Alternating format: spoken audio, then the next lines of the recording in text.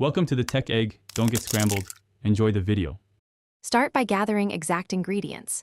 2 cups shelled edamame, 1/4 cup tahini, 2 tablespoon olive oil, 2 tablespoon lemon juice, 1 clove garlic, 1/2 tsp salt, and 1/4 tsp cayenne. If using frozen edamame, thaw and pat dry.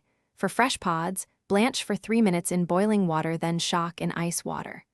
Reserve 1 tablespoon olive oil and 2/4 tablespoon water to adjust thickness. Measure spices precisely and prepare a high-speed blender or food processor. Use a spatula to scrape down sides as needed.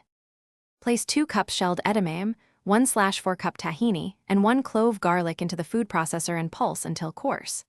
Add 2 tablespoon lemon juice, 1/2 tsp salt, and 1/4 tsp cayenne, then blend on medium speed. Stop and scrape sides. Continue blending to a smooth, spreadable consistency. If mixture is too thick, add 1/2 tablespoon water and pulse. Repeat up to 4 tablespoon total. For silkier hummus, drizzle in 1 tablespoon olive oil while blending and taste to adjust seasoning. Spoon edamame hummus into a bowl, smooth the surface, and drizzle 1 tsp olive oil plus a sprinkle of paprika or sesame seeds for presentation. Serve with pita wedges, carrot sticks, cucumber slices, or crackers.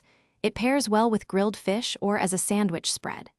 Store hummus in an airtight container in the refrigerator for up to 5 days, or freeze in portions for up to 3 months.